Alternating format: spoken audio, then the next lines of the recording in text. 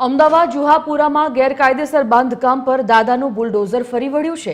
કુખ્યાત નઝીર વોરાના ગેરકાયદેસર બાંધકામ પર બુલડોઝર ફર્યું। જુહાપુરા મેઇન રોડ પર આવેલા ઝુબેદા હાઉસમાં ડિમોલેશન કરાયું।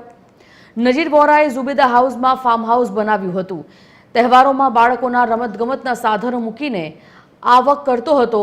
લગ્ન પ્રસંગોમાં પણ આ ઝુબેદા હાઉસ ભાડે આપવામાં આવતું હતું। અંદાજિત 20,000 ચોરસ ફૂટ જગ્યા પર ગેરકાયદેસર કબજો કર્યો હતો।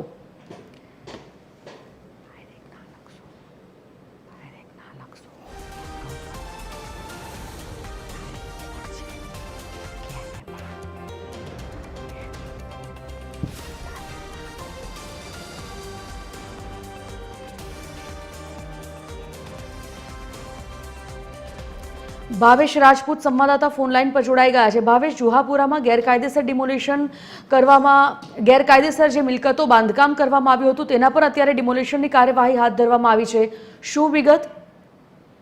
સંજીવની, વાત કરવામાં આવે તો અમદાવાદના જુહાપુરા વિસ્તારના કુખ્યાત ગુનેગારો સામે એક બાદ એક પોલીસ દ્વારા કાર્યવાહી કરવામાં આવી રહી છે। જેના ભાગરૂપે કુખ્યાત નઝીર વોરાના ગેરકાયદેસર ફાર્મ હાઉસ ઉપર કોર્પોરેશન દ્વારા બુલડોઝર ફેરવવામાં આવ્યું છે। અમદાવાદ શહેરના વેજલપુર પોલીસના બંદોબસ્ત સાથે આ કામગીરી કરવામાં આવી રહી છે। સવારે 9 વાગે શરૂ થયેલી કામગીરી હજુ પણ યથાવત જોવા મળી રહી છે।